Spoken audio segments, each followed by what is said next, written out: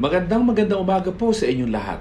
Salamat po sa panibagong pagkakataon na kayo ay makadaop ang palad namin maging virtually sa ating pagsamba at pagpupuri sa ating Panginoon.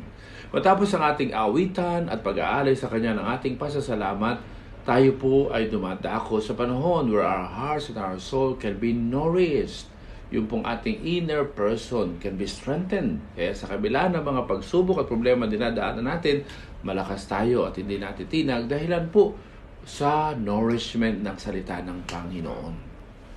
At sa ating pong narinig na salita ng Diyos, sa pagkabasa pa lamang nito, ramdam natin ang Espiritu Santo na nangungusap sa ating mga puso. Pinapahayag niya ang kanyang mensahe. At ngayon po ay ating ipagpapatuloy ang kapahayagan ng Panginoon sa pamamagitan ng ating pagbubulay-bulay ng mga salita ng Diyos.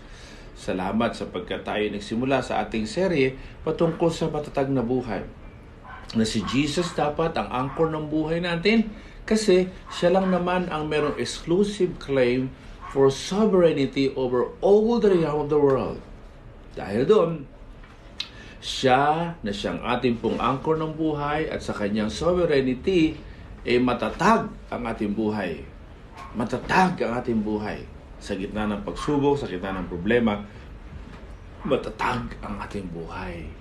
Mula sa binasa natin talata, makikita po natin mga kapatid, ang ating pong support na pagpapahayag ng katotohanan sa nabasa natin sa Colossians chapter 2 verse 7, that we are to be deeply rooted in Christ.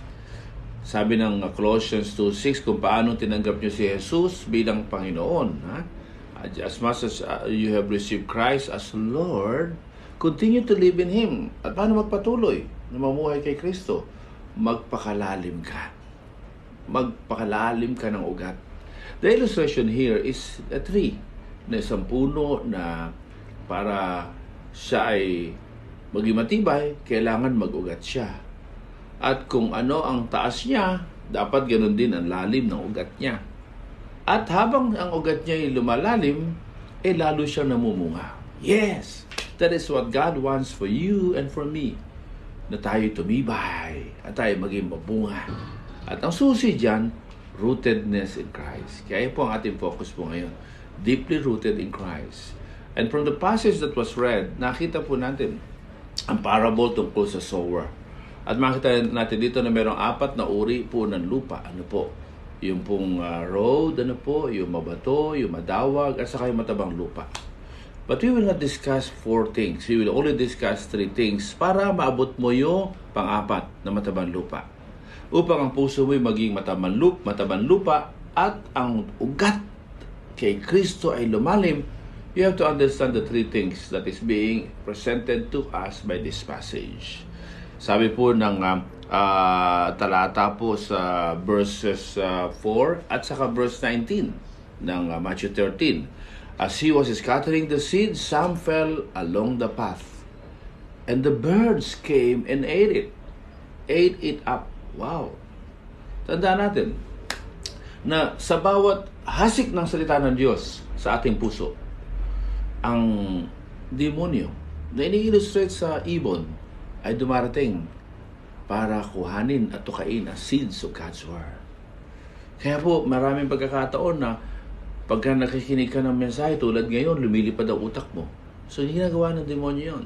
May mga pagkakataon na habang nakikinig ka ng mensahe, kung ano-ano naisip mong gagawin mo. O yung mga worries pumapasok sa isipan mo. At kung sakali naman, na tinanggap mo yung Word of God, ang nangyayari naman, dumarating ang demonyo afterwards para kuhanin. Kaya madali mo nalilimutan. Madali ka nakakalimot. At hirap kang i-integrate ito sa buhay mo. Why? Because we have an enemy. Naalala nyo sa Matthew 4:4, nag-uusap doon ang Panginoon at ang demonyo.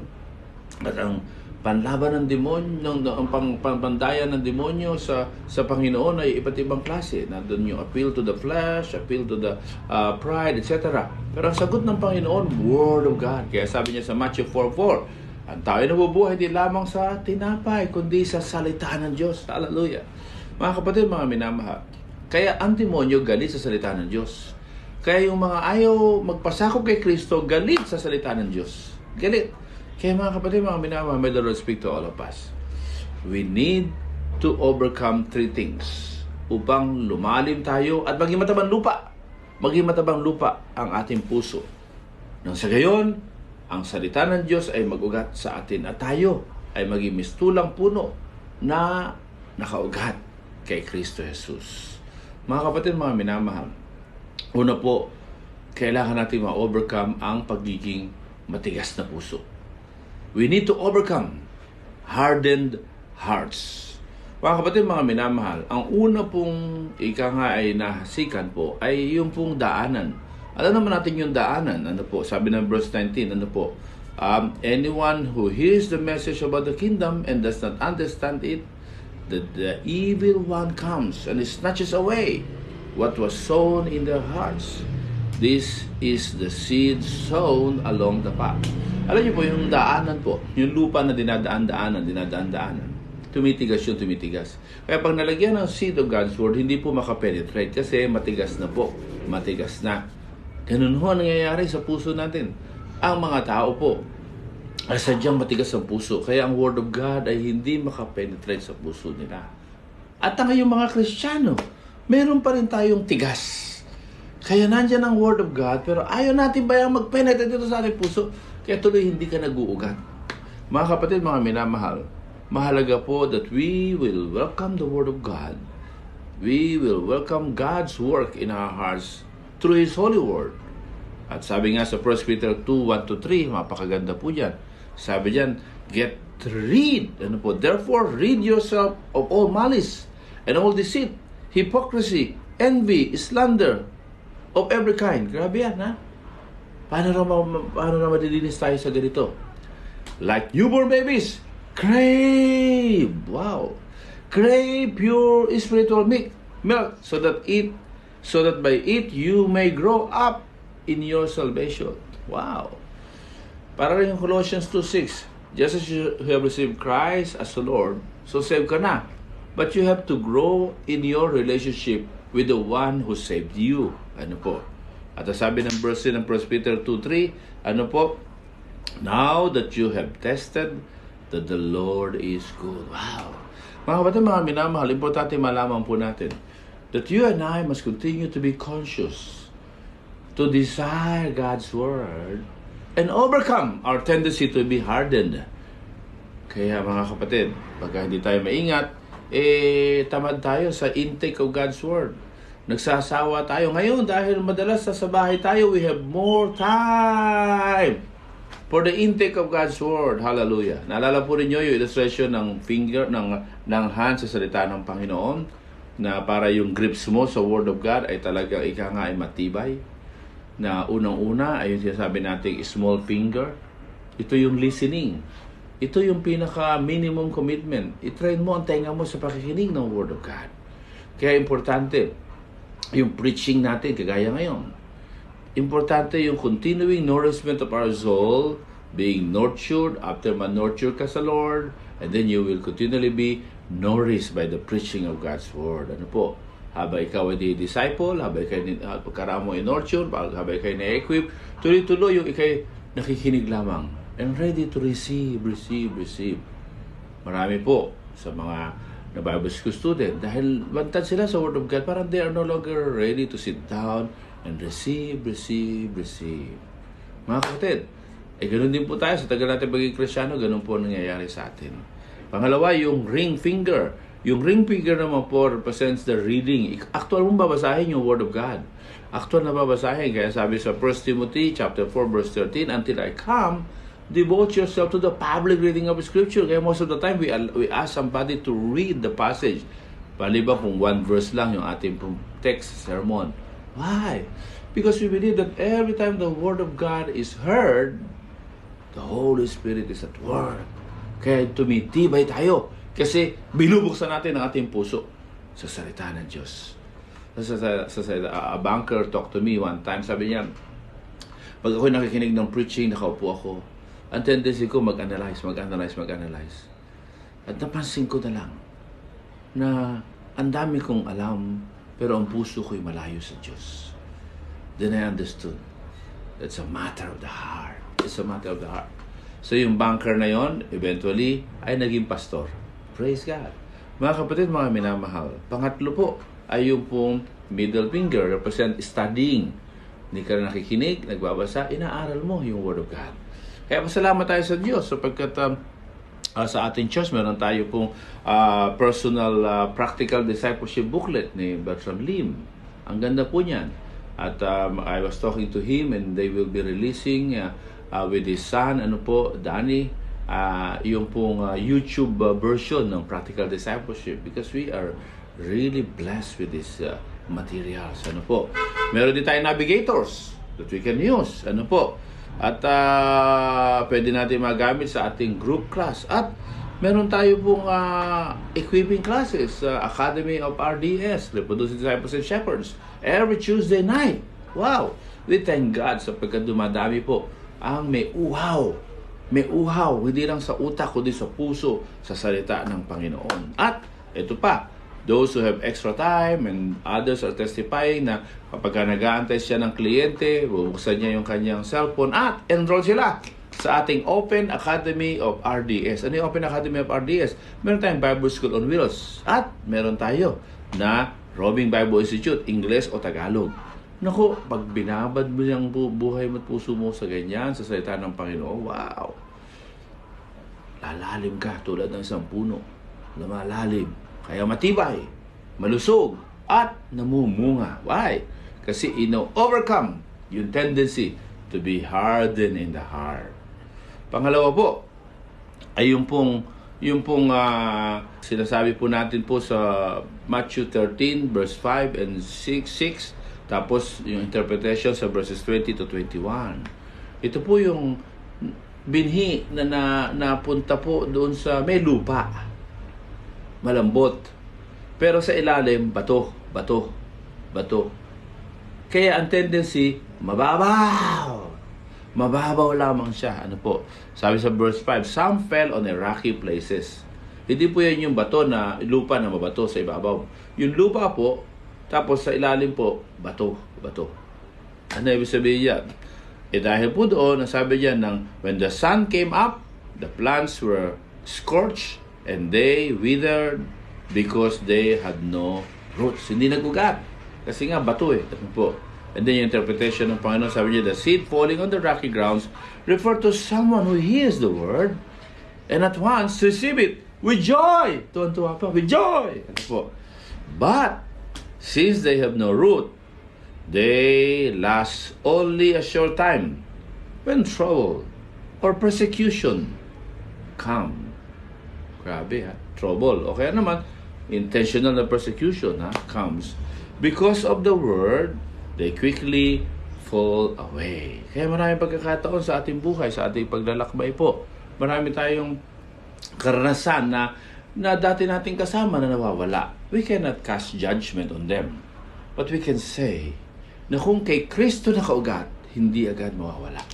Hindi agad mawawala. Magpapatuloy sa Panginoon. Hallelujah. Magpapatuloy sa lakbayin. Kaya importante po na hindi lang yung intake of the Word of God, kundi importante po yung pong internalization of the Word of God. Hallelujah. At pagkapatuloy natin yung ating hands illustration. Yung hand illustration natin, ang sabi po, yung pang-apat po, ito po yung pong sabi sa Joshua 1:8, this book of the law shall not depart out of your mouth, but you shall meditate. I-type nyo nga dyan, sa gadget nyo. Okay, sabihin nyo, I will meditate God's Word. Ayun. Bulay-bulayin ang salita ng Panginoon. Sabihin yan, alam mo na, pero iisip-isipin mo lagi, hanggang sa ma-internalize mo. At yan na nirepresent ng finger na ito. Na binubulay-bulay ang salita ng Panginoon. At makakaalala po natin, mga kapatid, mga minamahal, na as we meditate upon God's Word, na-internalize yun, it became part of your subconsciousness. It became part of your values. Kaya sa atin po mahalaga na matapos ka makinig ng sermon sa ating worship, merong family reflection. We encourage you to attend our physical worship at mag-maingat lamang. Doble kung maaari ang face sa mask, hugas kamay, distansya, etc.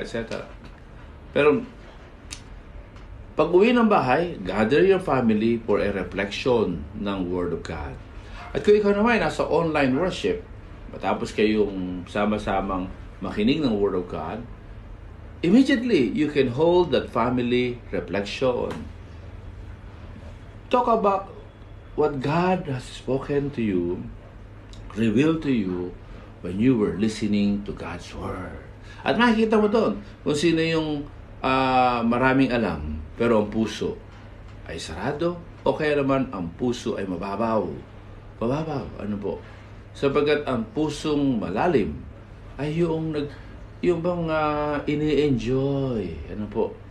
Ini-enjoy yung God's Word, binubulay-bulay. Kaya po, sa ating pong community of disciples, yan din po ang ating pong minumungkahi na bawat shepherd, tanungin, o kapatid, anong oras ka nag-worship? How did the Lord speak to you? Yung iba, hindi. Ay, naku, hindi pa. O, sabihin mo, my wife sometime asked me na meron siyang inaalagaan sa Panginoon, hindi nakakadalo ng ating online worship. Kaya sabi ko, di gagawin mo, ipasa mo yung ating preaching at sabihin mo, after 30 minutes, mag-usap ulit tayo. Nakapakinig na siya. Alam nyo ngayon, siya pa una, nagmamadaling sumama sa ating online worship. Hallelujah! And they're even praying na makasama na rin sa physical worship po natin. Iba pa rin ho kasi sabi ng Biblia na do not neglect the assembling together, as is the habit of some. Kung paanong yung mga essentials ng buhay, tuloy, itong ating gathering tuloy din. But of course, we give you an option, kaya two-track worship. But just the same, we need to have time to reflect on it. Kaya, we ask our community members, hindi ho pwedeng wala pong panahon para makinig ng Word of God sa Hope of Glory, tapos bubulay-bulayin ng sama-sama. Mga kapatid, mga minama, we need to learn to follow through and reflect sa ating common intake of God's Word and common reflection. Kaya lumalalim ang ugnayan. Dahil ang ugnayan natin, hindi barkadahan lang. Hindi magkakatsokaran lang. We are being united around the Word of God. Merong common feeding of God's Word. Hallelujah. At pangatlo, o panlima, I should say, ito po thumb natin. Ito ay memorization. Memorization. You arm yourself. Kaya si Jesus talaga, He quoted the Word of God. He quoted the Word of God. Alam niyo po ba? Basta mag-memorize ka lang. Yung pag pinagpaparecite ka, hindi mo ma-recite, okay lang yun. Basta nagme-memorize ka, magugulat ka. Pagdating ng, sabi nung talata, persecution, o kaya trouble, yung Word of God na yun, sasariwa. May ipapaalaala sa'yo ang Holy Spirit kasi nagsasaulo ka. Kahit na hindi mo ma-recite yun kapag hinihinging i-recite. Pero the fact na minememorize mo yun, pilit, nagpe-penetrate sa puso mo. Pagdating ng trouble, lalabas po yun. Hallelujah. Pagdating ng persecution, lalabas po yun. Meron pang sound, Mga kapatid, mga minamahal, you want to be strengthened in the midst of trouble? You want to withstand any persecution? Be rooted in Christ. Be rooted in Christ. At pangatlo po, at panghuli, then we need to overcome not only our hardened tendency to have hardened heart, at yung pong tendency na yung ating grips sa Bible mahina. Mahina ang grips natin sa Bible kasi mababaw. We need to have strong grips in the Holy Bible.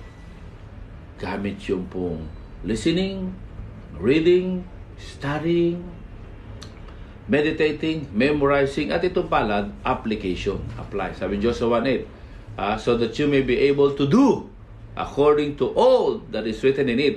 At yung sikreto, yung pangako, you will be prosperous, you will become successful as you improve in the intake, listening, reading, studying, and improve in the hindi lang intake, internalization, meditating, memorization, and you can apply. Kaya strong ang grips mo sa Word of God. Hallelujah. So, pangatlo at panghuli that we need to overcome. Hindi lang yung tendency to be hardened, tendency to be loose in the grips of the Word of God, at nagiging mahina, at nabibitawan, nakakaagaw ng demonyo ang Word of God. At pangatlo, our tendency, tayo pong mga Kristiyano, yung ating tendency, sabi sa Matthew chapter 13, verses 6 and 7, and the interpretation is in verse 22. But when the sun came up, sabi po dyan, the plants, sabi po dyan, were scorched, and they withered, because they had no roots. Yun po sabi. Other seed fell among thorns. Ito po yun. May mga thorns, may mga dawag, which grew up and choked the plant. So sabay. So yung lupa, mataba. Kaya lang, double-minded. Tinatanggap ang Word of God, pero tinatanggap ang worldly principles. Tinatanggap ang mga worldly values. Worldly lifestyle. Pero tanggap niya yung Word of God. Hindi pwede. Sabi ng Panginoon, Sabi ng Panginoon, maliwanag po yan. Sa James 1:5-8. Gusto mo answered prayer ka lagi? Ang sabi dyan sa verse 5 ng James 1, if anyone of you lacks wisdom, you should ask God, who gives generously to all without finding fault, and it will be given to you. Wow, what a promise. But when you ask, you must believe and not doubt, because the one who doubts is like a wave of the sea, blown and tossed by the wind. At in verse 7, ito po, that person should not expect to receive anything from the Lord. Wow! If you are a double-minded person, do not expect to receive anything from the Lord. Very clear yan. Ano sabi sa verse 8, such a person is double-minded and unstable in all they do. Tanggap ang prinsipyo ng Word of God, pero tanggap din ang prinsipyo ng mundo. Wrong lifestyle. Kaya yung mga kumakandidato, tignan mo yung lifestyle. Kung kahit pag galing sa mahirap pero tignan mo yung lifestyle niya kung nagbago. Importante po yun lang, maliwanag na po yun. Hindi po pwede. Importante na maunawaan po natin ito, mga kapatid. Hindi pwede tanggap mo yung mga salita ng Diyos, pero tanggap mo rin at pinamumuhay mo rin, iyayakap mo rin ang prinsipyo ng mundo. Uhaw ka sa kapangyarihan, uhaw ka sa earthly powers, and you're willing to lie. You're willing to close your eyes sa mga mali. Basta ikaw ay mabigyan ng posisyon. Wow! This is really, really, really troublesome sa maraming nagkiklaim na sila ay Kristiyano. Nagkiklaim na sila ay tagasunod ni Kristo at na ngayon pumapasok sa politika. And they even call the Word of God. Mga kapatid, nalulungkot ako. Sapagkat, on the one hand, we praise God, dumadami ang nag-quote ng Word of God. On the other hand, ang dami ng double standard. Quoting the Word of God, pero yung lifestyle, yung values, yung decision making, hindi lang yung malalaki, pati maliliit na bagay, pati pagpili na iboboto. Tignan mo, ang basihan ay kung ano nagawa sa kanya, kung ano nagawa sa pamilya niya, kung ano nagawa sa region niya, kung ano nagawa sa relihiyon niya o sa simbahan niya. Wag! Parokyal yun. Kung ano ang nakabubuti sa bansa, kung ano ang nagawa sa bansa, anong klaseng pamumuno. Kaya doon sa ating asin, ang sabi doon, pipiliin natin marangal na tao, may kahandaan, tapat kong maglingkod, ang hangarin, isulong ang bayan. So, 4 na katangian. Mga kapatid, that's another way of saying yung pong biblical qualifications sa binanggit sa Biblia. But let me just say, our decision making should be guided and in fact dictated by the values of God's Word. Why? Because we are not double-minded. The Word of God should be our standard in faith and in practice. Not only in quoting it, but in practicing, living it out. Hallelujah. Mga kapatid, mga minamahal, sabi ng verse 22 ng ating passage po, the seed falling among the thorns refer to someone who hears the word, but the worries of life and the deceitfulness of wealth choke the word, making it unfruitful. Kaya maraming Kristiyano unfruitful. Kasi double-minded. Hindi mapakawalan yung kasalanan. Hindi mapakawalan yung maling prinsipyo. Hindi maamin yung mga mali niyang pasyahin sa nakaraan. Kung kamali ka man ng kapasyahan mo, aminin mo lang. And then move on. And make amend. Hallelujah. Mahalaga yun, ha? Kaya, kung nagnakaw sa gobyerno, kailangan isoli ninakaw. Yung po, make amend. Yan ang nangyari kay, Zacchaeus, Diba?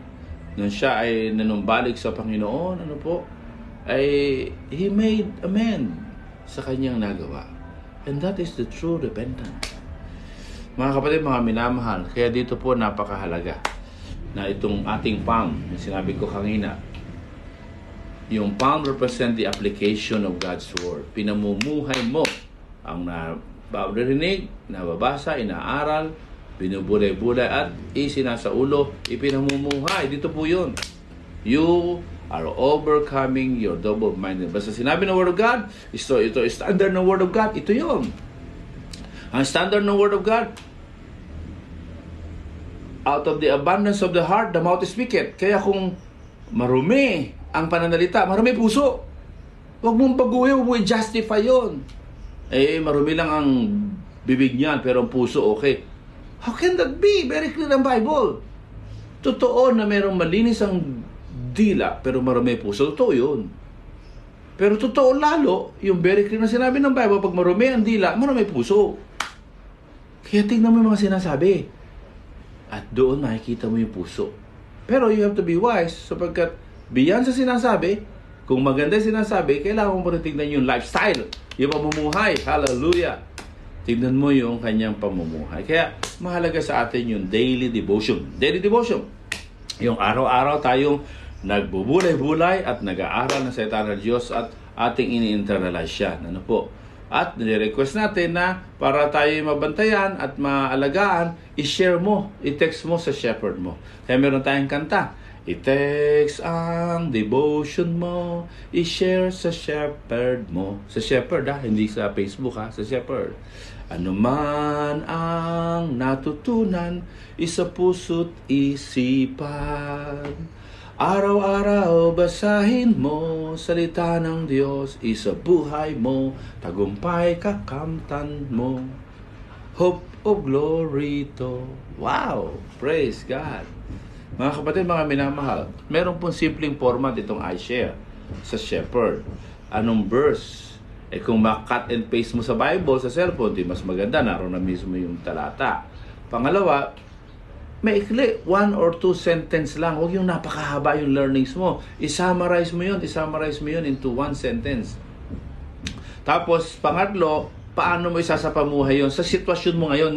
Ngayon, yung sitwasyon mo. Anong sitwasyon mo ngayon? Ang lalapatan mo nung natutunan mo na yun. Huwag lang yung i-share mo. Kaya tayo, mga Kristiyano, wag. Kaya ako, na-realize ko. Kaya pagharap ko, mamaya sa boss ko. Ganon. Personalized. Wow! Ang epekto niyan, transformation. Mga kapatid, mga minamahal, when we overcome ang tendency matigas ang puso, malambot ang hawak sa salita ng Diyos, at saka yung pong yung ating pong tendency, nasabi natin kanina, na tayo po ay double-minded. Yung bang maliwanag sa Word of God, pero hindi mo talaga sila sa pamuhay. Double-minded. And we have a warning. Very clear ang warning natin. In closing, let me challenge you. Napakahalaga po na maunawaan po natin na tayo pong lahat ay nais ng Panginoon. Tulad ng sinabi sa awit 1:3 na maging katulad ng puno na namumunga sa lahat ng panahon, matatag, matibay, hindi natutuyo dahil malalim ang ating pag-uugat. Mga kapatid, mga minamahal, sa Matthew 13, makikita po natin doon na pinakita ng Panginoon sa atin na ang kailangan natin maging matabang lupa tayo so that mag-penetrate yung ating pong mga ugat so that we can grow deeper and deeper and deeper sa ating Panginoon. At ang sangkatangian po, ang sabi diyan ay yun daw pong nag-yield ng bunga, nagiging mabunga ang buhay. Mabunga ba ang buhay mo sa gitna ng mga tagumpay mo? Sa gitna ng kabiguan? Sa gitna ng problema? Sa gitna ng karamdaman? Sa gitna ng pangangailangan? Mga kapatid, mga minamahal, God wants our lives to be fruitful. And this can only happen if we will have deeper roots in the Lord Jesus Christ. Kaya itong bungang ito ay unang-una yung ating pag-uugali ay nagiging kawangis ni Kristo. Yan ang sinasabi po ng ating Panginoon. Pangalawa, tayo po ay nagiging mabuting witness. Ano yun? Ilaw at asin ng sanlibutan. Kaya meron tayong ilaw at asin movement. Yung ating pag-uugali na babago ay nagiging witness by itself sa mga tao sa ating high five. Yung high five, yung ating mga mahal sa buhay, kapitbahay, kakilala na 5 taong ating itinataas, kaya high five, upang sila ay makakilala sa Panginoon dahil sa pag-uugali natin na nababago at sa pagiging witness o ilaw at asin natin sa kanilang buhay. At pangatlo, yung maakay natin sila sa pagkakaroon ng isang buhay na nakaugat kay Kristo. You will remember, this is what happened to us and this is what we do. Yung ating run for harvest. We reach out to our high five. High five na kamag-anak, high five na kapitbahay, high five na kaibigan. Ano po? Ngayon, dahil po sa internet, we can reach out to them. Ano po? We bless them, we relate to them, we bridge. At ina-identify natin kung sino ang seeker. Pag magbabanggit natin tungkol sa Diyos at kung sino interesado, yun ang seeker. We get back to them. And we, number 2, usher them to the Lord. And when we usher them to the Lord, kailangan marunong kang mag-present ng gospel of salvation. Kailangan marunong kang gumabay para mag-decision sila para kay Kristo. At kailangan, ma-connect mo sila into a nurturing appointments with you. With no one else but with you. Ikaw mismo ang mag-nurture sa kanila. And sa nurturing, maalala po natin, week by week, minsan twice a week, meron tayong 1 hour time together para i-discuss yung assurance of salvation, yung motivation to grow, yung devotion, yung prayer life, worship life, etc., etc. And as they are being nurtured in the Lord, wow, they are ready to be harvested into the kingdom of God. Ano yung kingdom of God? Well, we harvest them to become part of a small group, yung ating community of disciple. Ngayon, meron tayong alternative call, yung 7, yung 7 at ako community, o kaya praying community. Ano po? The time together to pray, time together to reflect on the Word of God. Balikan yung sermon. Kaya mag-i-interest sila na makinig sa ating Sunday worship. Ano po? At ganoon din, ma-harvest sila into a celebration for God. Yung pong ating worshiping congregation. Ano po? At tayo nagpapasalamat. Ay balik na po yung ating pong in-person. And tuloy-tuloy pa rin ang ating pong online. Ano po? At habang sila po ay patuloy sa nourishment ng kanilang puso at buhay sa Lord, ay ini-encourage sila mag-encounter para magkaroon ng cleansing. Ano po? At ini-encourage natin sila na magpa-equip every Tuesday night sa ating equipping night. Mga kapatid, mga minamahal, I pray to God that we will all continue to become fruitful because we are deeply rooted in Christ. Hindi tayo mahuhuli.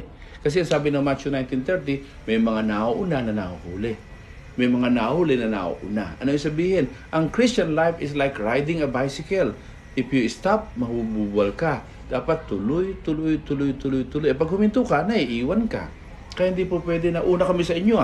Kaya si John sa 3 John chapter 1 verse 19 to 11, he talk about a person there na gusto niya lagi sa una siya. Gusto niya position, gusto niya lagi attention, gusto niya lagi meron siyang mataas na pagkapahalaga sa kanyang sarili. And the Apostle John rebuked him. At sabi ni Apostle John, huwag kayong gumaya sa kanya. Huwag kayong magpa-impluensya sa ganyang klaseng tao. At sa 1 John chapter 2, verse 19 to 21, ang sabi, may mga dati tayong kasama na nawala. Ano po? Pero kaya sila nawala, hindi talaga sila kabilang sa atin. Walang shared values. Hindi natin kapareho sa values. Hindi natin kapareho sa pangitain. Hindi natin kapareho sa ating pananaw, sa ating pangarap para sa Panginoon. Maybe sa lips they say they are with us, but they don't share the same values with us. Kaya sabi ng 1 John 2:19 to 21, they left because they are never, ever in the first place. They never belong to us. So ang Apostle John sinasabi, magpatuloy, tuloy ang buhay Kristiyano. Sa gitna ng pagsubok, sa gitna ng tagumpay, sa gitna ng karamdaman, sa gitna ng kalakasan. Tuloy ang pagpapala kay Jesus. Naalala niyo po ang kantang yon? Kay Jesus tayo tuloy-tuloy. Kay Jesus tuloy-tuloy ang pagpapala. Buhay mo ay paganda ng paganda. Don't ever stop. Don't disassociate yourself. sa mga shepherds. Kaya naman mga shepherds, continue to connect to them, but focus on those who wants to journey with us. Focus doon sa mga gusto maging kalakbay natin. Pero we still connect to those sa humihinto. Para when they are ready, they are part of those na mga huminto o mga bagong Christian. And so they will say, nauna ako pero ngayon nahuli ako. Pero dahil magkapatuloy sila, ay darating din yung panahon na muli sila mauna. Why? Because of their position? Because of their assertion? No. Because of their commitment to grow deeper with their roots in Jesus Christ. Kaya, ang sabi po ni Apostle James, kahit na dumating ang bagyo, hindi ka matitinag sapagkat ikaw ay nakatanim, nag-uugat kay Kristo. Shall we pray? Father, I release your blessing upon every one of us, and we desire to grow deeper in Jesus Christ. Help us, Lord God, to overcome our tendency to have a hardened heart. We surrender it to you. Help us, Lord, sa amin pong loose grips on your word, and we take it lightly. We are even uninterested to listen or even reflect or go back to it. Lord, create in us craving of a baby for your word. And Lord, we surrender also our tendency to become double-minded sa mga turo mo, sa mga prinsipyo mo. Lord, even as we declare your teaching, we will use it as our principle, as our basis sa aming pong pamumuhay, sa aming panlindigan, sa aming mga pasyanin. Because of this, we will enjoy yung pong good soil sa aming buhay, and all your words ay hindi maaagaw o makukuha ng demonyo sa aming puso. This we pray in Jesus' name. Amen and amen. God bless you.